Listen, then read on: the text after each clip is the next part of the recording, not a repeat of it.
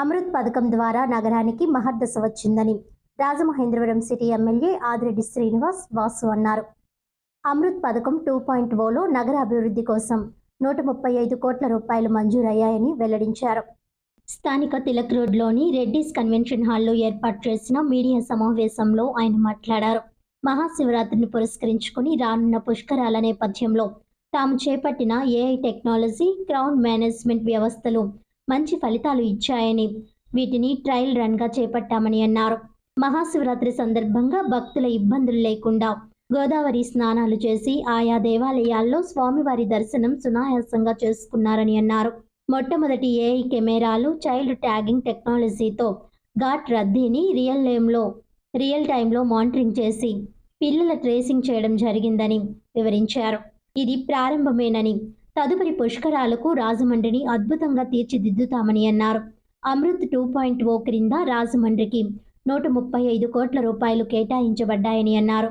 కూటమి అధికారంలోకి వచ్చిన తరువాత ఈ 20 నెలల్లో 250 కోట్ల రూపాయలు సిఎస్ఆర్ ఎంపీ నిధులు, ఇతర నిధులు నగరంలో అభివృద్ధి పనులు చేశామని అన్నారు. మరో 140 కోట్ల రూపాయల పనులు సిద్ధంగా ఉన్నాయని అన్నారు. చరిత్రలో ఎవరూ చేయని విధంగా రికార్డ్ స్థాయిలో నిధులు తెచ్చి పనులు పూర్తి చేయడం మరో ఎత్తని ఆయన పేర్కొన్నారు. ప్రజల జీవితాల్లో నిజమైన మార్పు వచ్చేలా బడ్జెట్ ఉందని ఎమ్మెల్యే ఆదిరెడ్డి శ్రీనివాస్ అన్నారు. రాష్ట్ర భవిష్యత్కు స్పష్టమైన దిశను చూపే విధంగా బడ్జెట్ ప్రవేశపెట్టడం జరిగిందన్నారు. ప్రజల ఆశలకు, ఆకాంక్షలకు అనుగుణంగా కూటమి ప్రభుత్వం ప్రవేశపెట్టిందన్నారు. బడుగు బలహీన వర్గాల అభివృద్ధి లక్ష్యంగా వ్యవసాయం, పారిశ్రామిక, సాగునీటి, విద్య, వైద్యం, టూరిజం, పంచాయతీరాజ్, మహిళా సంక్షేమం రంగాలను బలోపేతం చేసే విధంగా బడ్జెట్ ఉందని, ఎస్సీ, ఎస్టీ, బీసీ మైనారిటీలకు అధిక ప్రాధాన్యత ఇవ్వడం జరిగిందన్నారు. మీడియా సమావేశంలో కూటమి నాయకులు కుడుపూడి సత్యబాబు, కాశీ నవీన్ కుమార్, బర్రె శ్రీనివాసరావు, రెడ్డి మనీశ్వరరావు, కంటిపూడి శ్రీను, కొయ్యల రమణ, శెట్టి జగదీష్, బుడ్డిగ రవి, తవ్వ రాస, తంగెళ్ల బాబీ, ఉప్పులూరి జానకి రామయ్య, కంటిపూడి రాజేంద్ర ప్రసాద్, బుడ్డిగ గోపాలకృష్ణ, కడలి రామకృష్ణ, ద్వారా పార్వతీ సుందరి, జవ్వాది మురళి, అగురు ధనరాజ్, బేసరి చెన్ని, దాస్యం ప్రసాద్, దుత్తరపు గంగాధర్, సలాది ఆనంద్, చింతపల్లి నాని, కొరగంటి సతీష్, అడబాల రామకృష్ణ, రాజేష్ ఖన్నా, చొప్పర్ల వీరభద్రరావు, వింజారపు శంకర్, రత్నం రెడ్డి, కానీటి ప్రభు, కానీటి కృప, మదీనా సాహెబ్ తదితరులు పాల్గొన్నారు. రాజమహేంద్రవరం పోటీ పడాలి అని పోటీ పడుతున్నాం. ఆ పోటీ పడే ఆలోచనలో 175 నియోజకవర్గాల్లో రాజమండ్రి సిటీ ఒక మంచి నియోజకవర్గంగా తీర్చిదిద్దాలని అన్ని అంశాలు మొన్ననే చూశారు. మీ భద్రత మా బాధ్యత అని సమావేశాలు పెడతా ఉంటే దీని నుంచి ఏ ఫలితం వస్తుంది, ఎందుకు పెడుతున్నారు మీటింగ్లు అని అనుకున్నారు, చాలామంది అనుకున్నారు.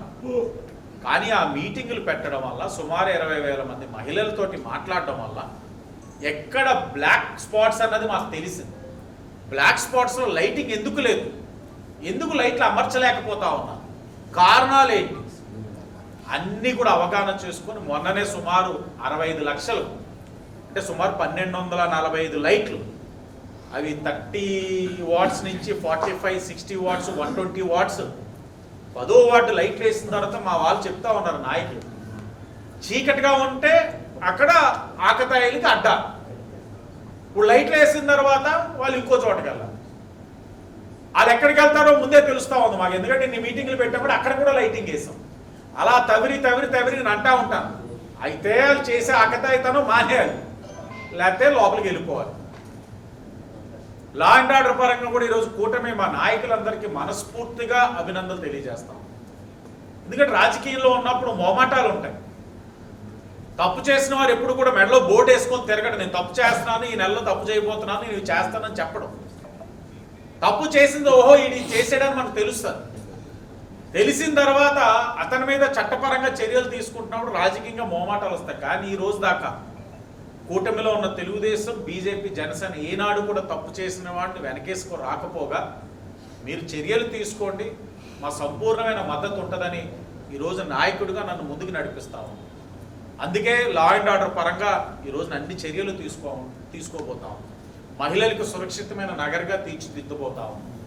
అన్నీ కూడా చేస్తూ ఉన్నామని కూడా తెలియచేస్తూ, అలాగే బడ్జెట్ గురించి కూడా మీకు ప్రస్తావించాల్సిన అవసరం ఉంది. మొన్ననే బడ్జెట్ని ప్రవేశపెట్టడం జరిగింది. ముచ్చటగా మూడోసారి గౌరవ పయ్యావుల కేశవ్ గారు బడ్జెట్ని ప్రవేశపెట్టడం జరిగింది. రాష్ట్ర అభివృద్ధి సంక్షేమ భవిష్యత్తుకి ఒక బ్లూ ప్రింట్ లాగా ఈ బడ్జెట్ ఉంది. అలాగే ఇది గణాంకాల పుస్తకం కాదు బడ్జెట్ అన్నది. కోట్లాది మంది ప్రజల జీవితాల్లో మార్పు తీసుకొచ్చే ఒక విజన్ డాక్యుమెంట్. మాటల కోసం కాకుండా ప్రగతి కోసం ఏర్పాటు చేసిన బడ్జెట్ ఇది.